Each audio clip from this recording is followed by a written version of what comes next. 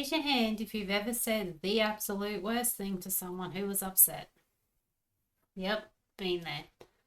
Someone's being vulnerable and suddenly you're blurting out something like, everything happens for a reason, or, well, at least it's not worse.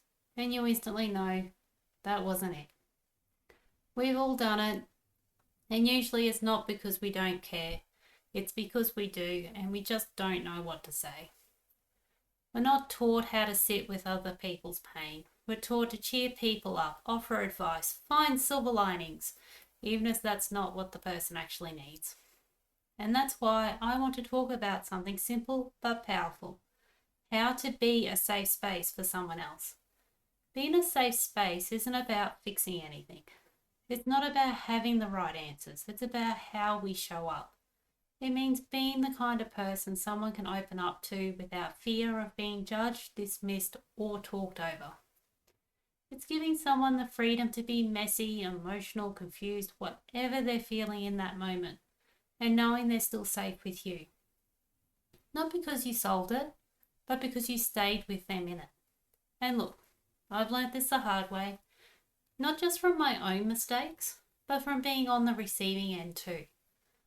I remember talking to someone I thought was a friend during a really hard time.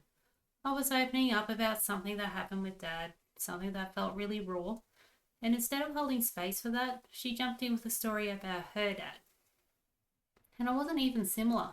It didn't connect to what I was saying. It felt like she was just uncomfortable with the emotion and needed to steer it somewhere safer for her. And honestly, I shut down. Not because I was angry, but because in that moment I felt unseen. Like the conversation suddenly wasn't about my grief or experience anymore, and it turned into something else. That was a moment I really understood what it feels like when someone isn't a safe space, even if they mean well.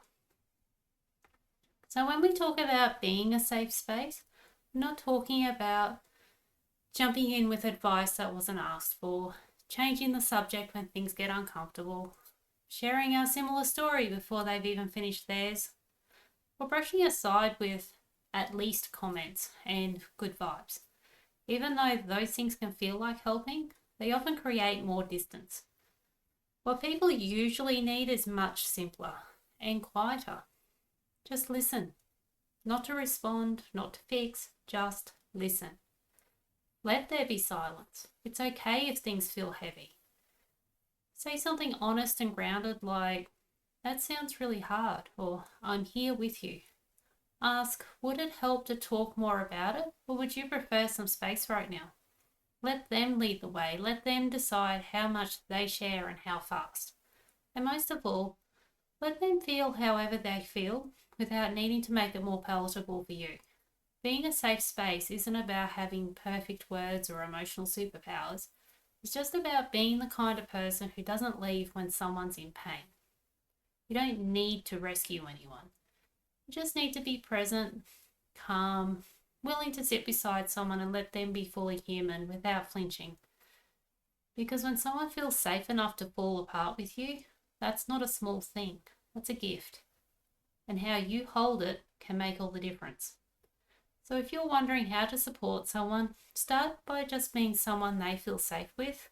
You don't have to say the perfect thing. You don't have to fix anything. Just show up with care, hold space without judgment, and let them know they're not alone. That kind of presence, it sticks.